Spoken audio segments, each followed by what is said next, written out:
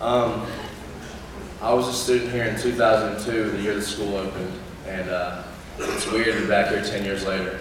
I remember walking through these halls, and I never would have imagined I'd be where I am now.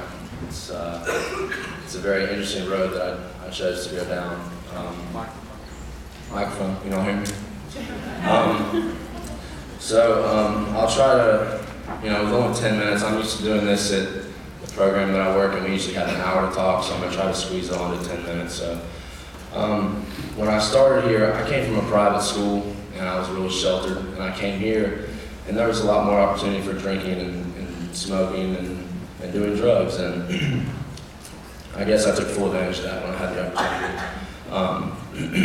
10th grade was when I started here, and I remember it was Halloween of that year, and I smoked weed for the first time, and I thought that was cool. How do you have fun without drugs? When I grew up, that's what I wanted to do. I always had an interest in it. I was about 15 at that time, and over the next 3 years of my high school, I experimented with alcohol and other drugs. I guess I kind of developed, when I look back now, I guess I developed a slight alcohol problem when I was here in high school. Chase and I used to think it was fun. We'd get drunk before school, or we'd smoke weed on the way, on the ride to school, and be high here. And we thought that was cool. That's fun. And looking back on it now, it was so stupid. I'll fast forward a little bit, and I graduated in 2005, and everything was still pretty manageable at that point. I went to college at Georgia Southern, and when I got there, I was 18, and it was really hard to buy alcohol around here. It was pretty easy to find weed and pills and everything like that, whatever we were looking for, but it was hard to drink, and that's what people do in college, they drink, right? So I got there and I started drinking, and I'd never been in trouble with the law before.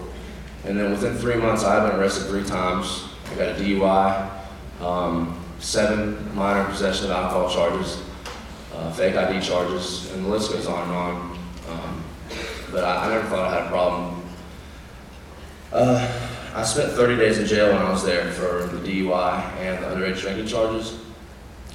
And so when I spent that 30 days in jail, I got out and I had to withdraw from school, And I passed high school. I was always fairly well, had fairly good grades at school. And now I'm looking at my life and I'm like, I have to drop out of college. This is what I've been working my whole life for, right? To go to college and be successful and have a normal life.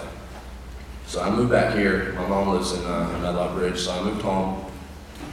And it was a great surprise to find that my little group of friends from high school was still here. And that was good luck. They're all still here, and they're still using and drinking and doing the things that I want to do, the things that I do to have fun. So I guess I was about 19 at this point. And I always had this fascination with opiates and heroin.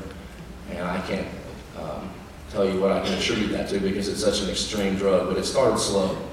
It started with drinking a little bit, smoking a little pot, taking some Xanax or whatever pills we get our hands on, to progressing to heroin addiction.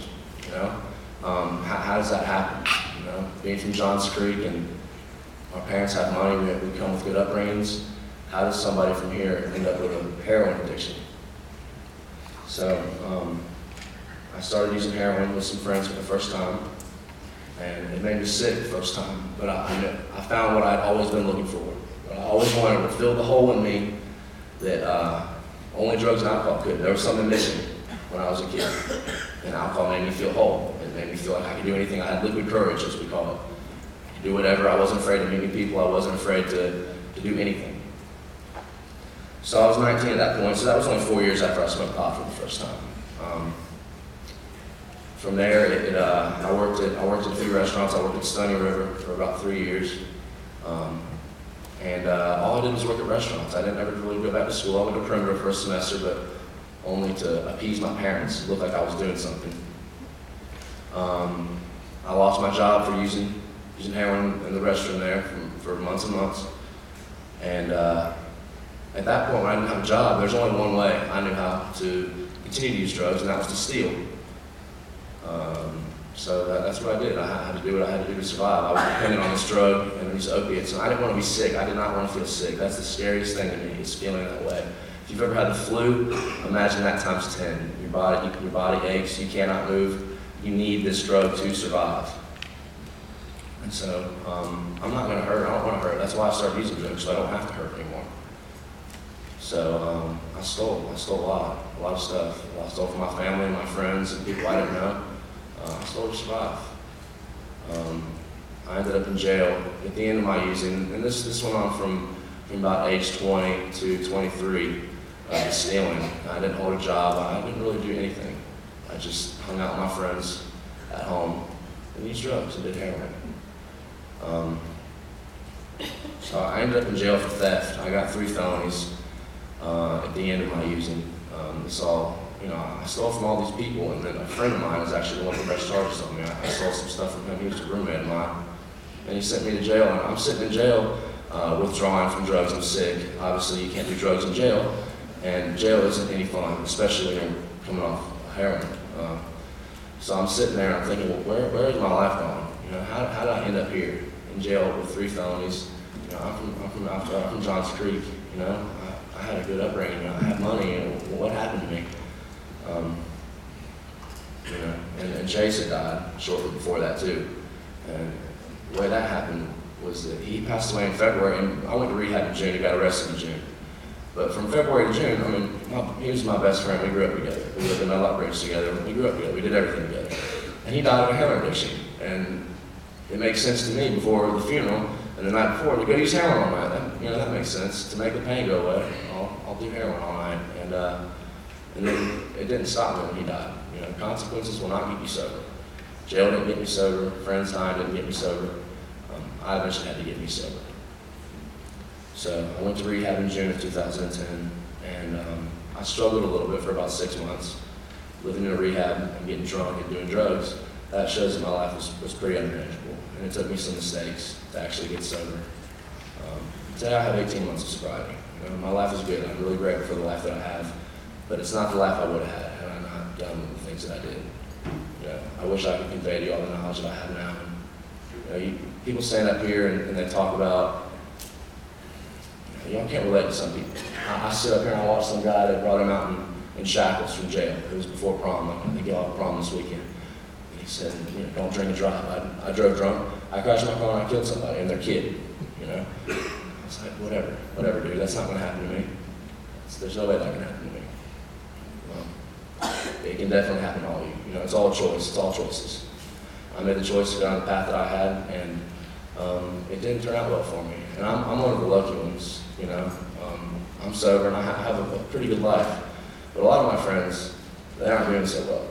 When I was here, I had a group of about 20 friends or so, maybe a close group, and we all used and drank and all that stuff, and we partied together. And of them, Chase is dead. One other friend that I know of is dead. 3 are in prison. 5 are in rehab. 2 live in Athens. They're alcoholics. They don't go to school. They just live there and they drink. And I lost touch with the rest. Alcoholism and addiction don't discriminate. They don't care who you are, what color you are, how old you are, who your parents are, who your dad is, what car you drive. It doesn't matter.